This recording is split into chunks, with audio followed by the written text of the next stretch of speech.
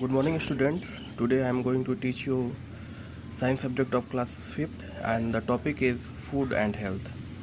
जैसे चैप्टर के नाम से ही पता है, टॉपिक से ही पता है कि फूड एंड हेल्थ दोनों हमारे लिए काफ़ी ज़रूरी है, भोजन भी और स्वास्थ्य भी। तो कहीं कहीं ना जो स्वास्थ्य है भोजन से काफ़ी रिलेटेड है।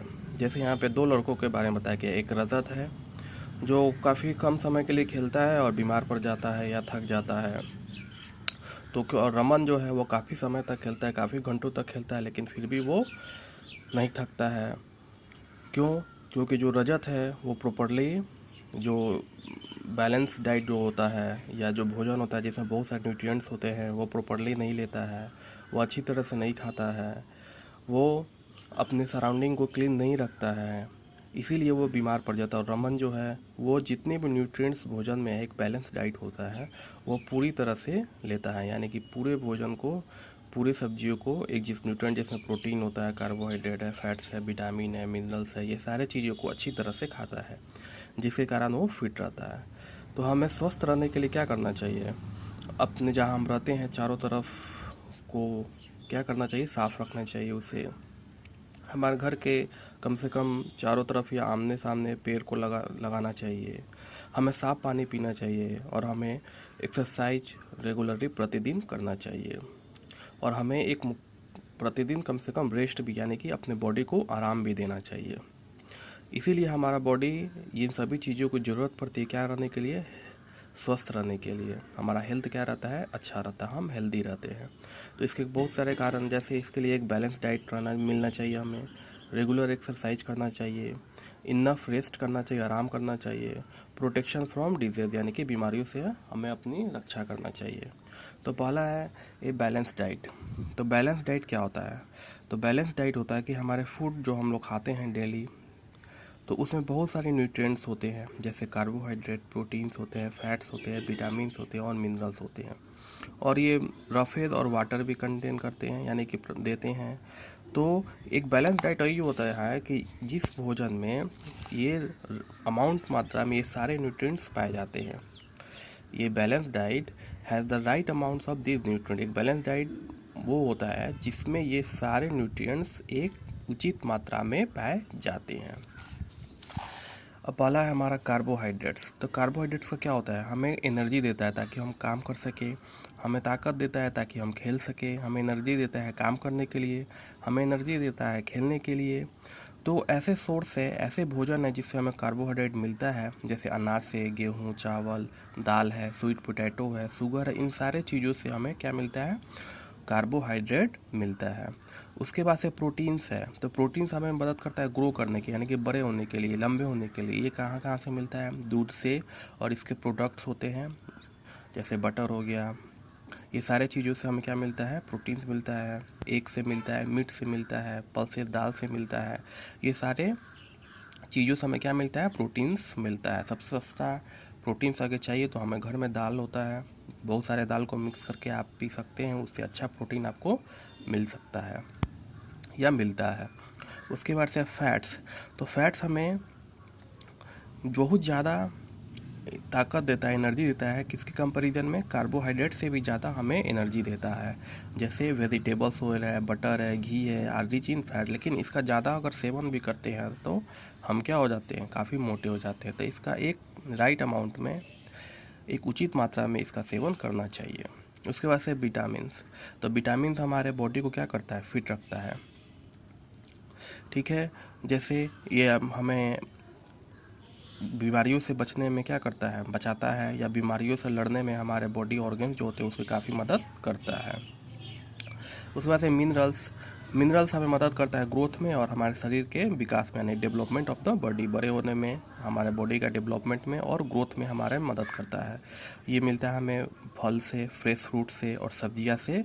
ये विटामिन और मिनरल का एक अच्छा सोर्स है। कौन कौन सा? फ्रेश फ्रूट्स और वेजिटेबल्स। उसके बाद से रफेस है। तो रफेस हमें मिलता है सब्जियों से या फलों से मिलता है। ये क्या करता है? जो अनडाइजेस्टेड फूड है उसको क्या कर देता है? बाहर निकालता है। कौन? रफेस।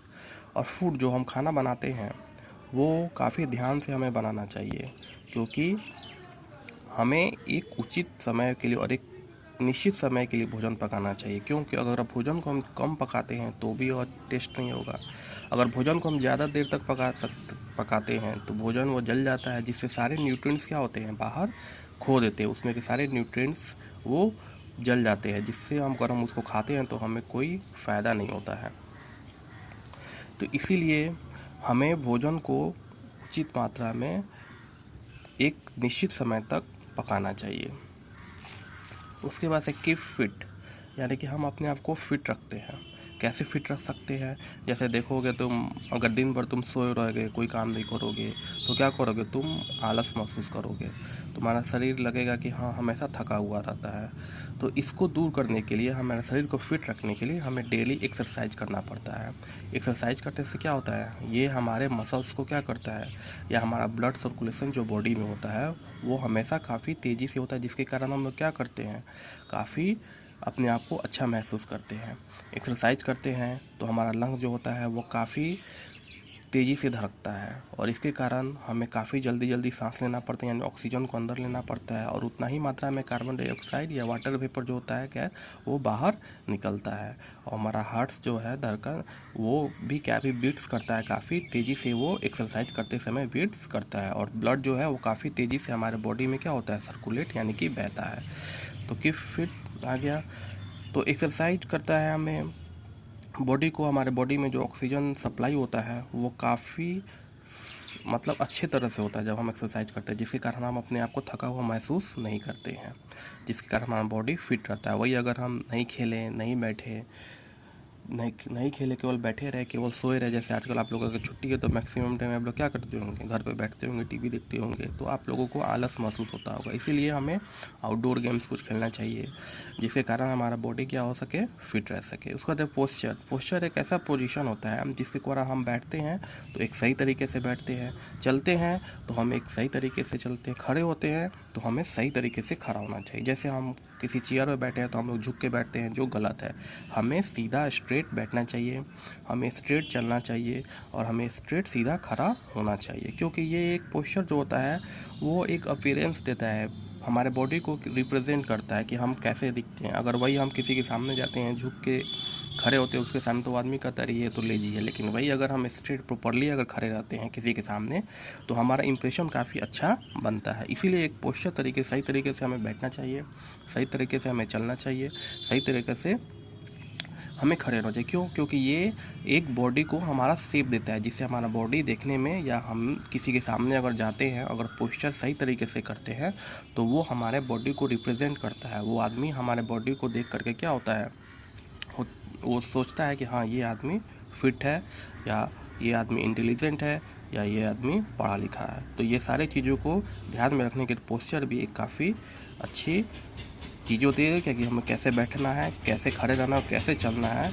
ये हमें सारा ज़रूरी होता है जानना। और इसको हमें क्या करना चाहिए, अपने शरीर पे या अपने आप को उसके अकॉर्डिंग क्या करना चाहिए, अप्लाई करना चाहिए अपने बॉडी पे, ताकि हम अच्छा दिखें। ये क्या करता है, हमारे जॉइंट्स को फ्लेक्सिबिलिटी प्राप्त करता है। मतलब जैसे अगर सही तरीके से हम चलते हैं, सही तरीके से हम बैठते हैं, सही तरीके से हम खड़े होते हैं, तो हमारा बॉडी कभी पेन नहीं होता है, दर्द नहीं होता है। हम आसानी से, आराम से, हमारा जितनी भी जॉइंट्स है वो आसानी से काम और फ्लेक्सिबल यानी कि आराम तरीके से वो काम करता है।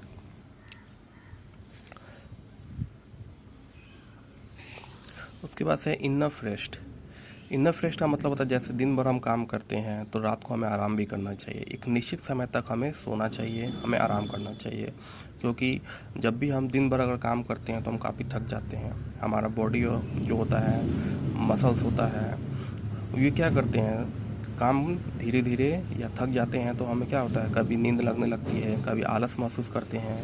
तो हमारे बॉडी को फ्रेश फील कराने के लिए, फिर से हमारा बॉडी तैयार हो सके काम करने के लिए, इसके लिए हमें सोना काफ़ी ज़रूरी है, यानी कि बॉडी को रेस्ट देना काफ़ी ज़रूरी है, ताकि बॉडी हमारा फिर से रिपेयर हो सके, फिर से तैयार हो सके, ताकि हम नेक्स्ट डे यानी अगले दिन फिर से उसी ताजगी के साथ, उसी जोश के साथ हम काम को कर सकें। उसके बाद से डिजीज़ यानी कि बीमारियाँ, यानी कि जब हम बीमार पड़ जाते हैं तो हमारा बॉडी जो होता है वो काम करना धीरे धीरे काम करने लगते हैं, हमारे ऑर्गन्स। तो ये काफ़ी साधारण सा कंडीशन है कि जब हमारा बॉडी काम करने के लिए सक्षम नहीं होता है, यानी कि तो क्या हो जाते हैं, हम बीमार पड़ जाते हैं। हमारा बॉडी का जो ऑर्गेन्स होता है वो प्रॉपरली काम नहीं करता है, तो हम महसूस करते हैं हाँ हमारी तबीयत ख़राब है। तो ये बहुत सारे ऐसी बीमारियाँ होती हैं, ठीक है। जब बीमारियाँ होती हैं, ये किसके कारण होती हैं कि अगर हम बैलेंस डाइट सही तरीके से नहीं लें या अपने आप को रेस्ट के लिए सही समय नहीं दें, तो कभी ऐसा होता है कि हमारा शरीर बीमार पड़ जाता है। और बीमारी भी 2 प्रकार के होते हैं, 2 भागों में बांटा गया है, एक नॉन कम्युनिकेबल और एक कम्युनिकेबल। तो नॉन कम्युनिकेबल डिजीज़ क्या होता है, ये ऐसी बीमारियाँ होती है कि ये एक पर्सन से दूसरे पर्सन में कम्युनिकेबल मतलब ट्रांसफ़र नहीं होता है, यानी कि ये अगर एक आदमी को बीमारी हुआ है तो ये दूसरे आदमी को वो बीमारी नहीं होता, यानी कि एक आदमी के शरीर से ये बीमारी दूसरे आदमी के शरीर में नहीं जाता है। ऐसी बीमारी को हम लोग बोलते हैं नॉन कम्युनिकेबल डिजीज़, जैसे नाइट ब्लाइंडनेस है, बेरी है, स्कर्बी है, रिकेट्स है और एनीमिया है। तो नाइट ब्लाइंडनेस को क्या हम लोग क्या बोलते हैं, जैसे रात को क्या होता है, ये विटामिन ए की कमी के कारण होता है, जिसके लिए हमें खाना क्या चाहिए, हरी सब्जियां खाना चाहिए, tomato, butter milk, fish and egg, ये उनका रिच सोर्स ऑफ विटामिन। ये सारे विटामिन के काफ़ी रिच सोर्स है जिसे हमें काफ़ी मात्रा में खाना चाहिए। नाइट ब्लाइंडनेस में क्या होता है कि हमें जिस व्यक्ति को नाइट ब्लाइंडनेस की बीमारियाँ होती है उसे थोड़े से मतलब अंधेरे में वो देख नहीं पाते हैं, पूरी तरह से वो देख नहीं सकते हैं। They are not able to see clearly in dark, dim light या डार्क लाइट। बेरी होता है, यह विटामिन B1 की कमी से होता है। विटामिन बी होता है, प्रेजेंट होता है, जैसे चावल है, मिल्क है, मीट है, पीज़ है, कैरल्स है एंड ग्रीन वेजिटेबल्स में ये अवेलेबल होता है, जिसको ज़्यादा मात्रा में खाना चाहिए, तो हम बेरी की बीमारी से बच सकते हैं। स्कर्वी होता है, वो विटामिन C की कमी से होता है। ये क्या होता है, गम्स में से ब्लड आने लगता है और हमारे जॉइंट्स में क्या होते हैं, सूजन आ जाते हैं, जॉइंट्स में सूजन आ जाते हैं, ये विटामिन C की कमी से होता है। विटामिन C के लिए हमें खाना चाहिए आंवला, tomato, green leafy vegetables, potato, sprouted grains and pulses, ये सारी चीज़ों को खाना चाहिए जिससे हमें विटामिन C मिलता है। रिकेट्स जो होता है वो विटामिन D की कमी के कारण होता है।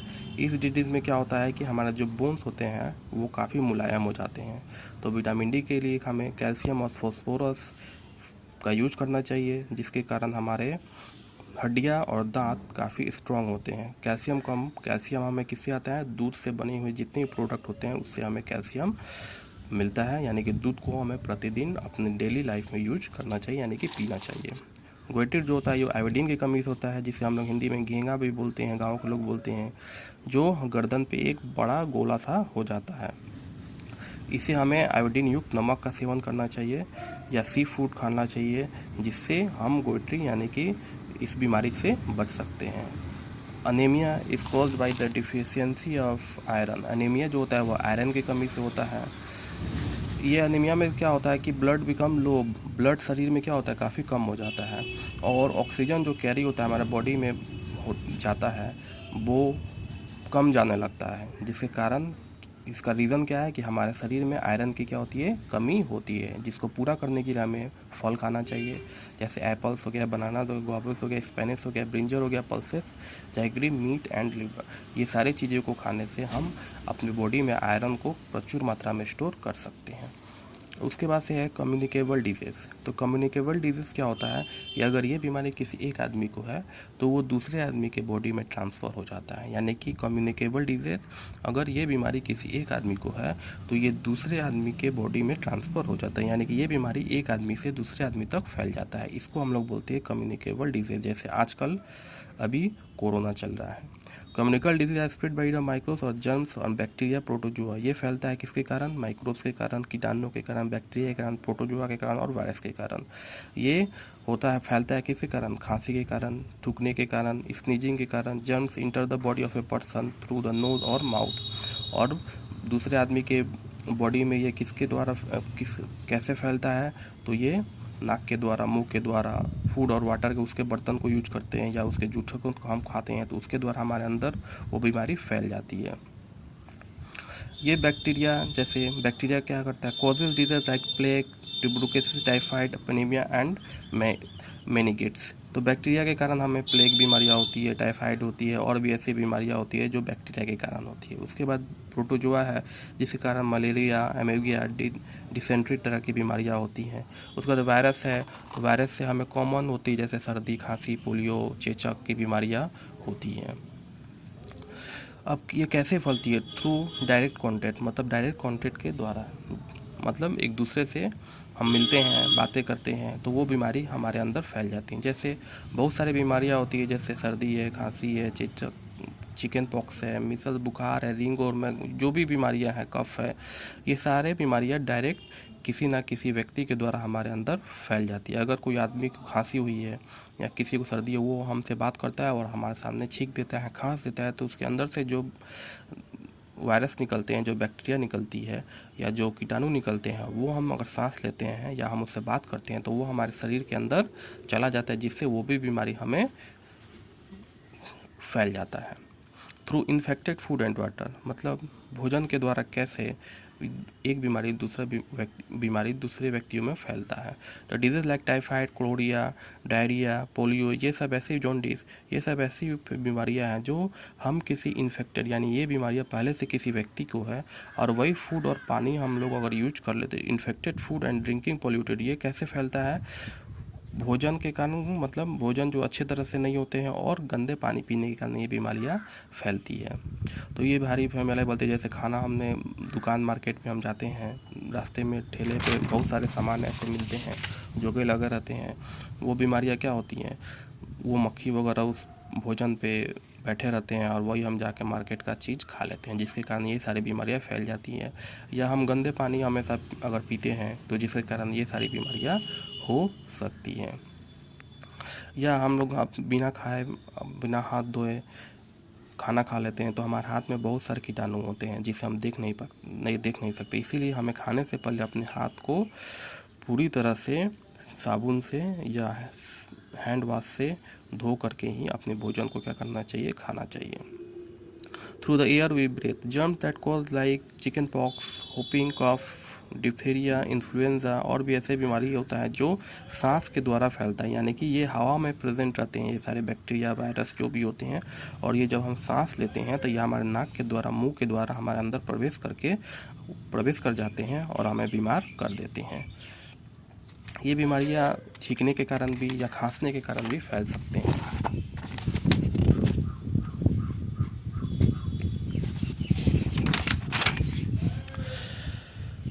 थ्रू इंसेक्ट्स, यानी कि कीड़े मकोड़े के द्वारा।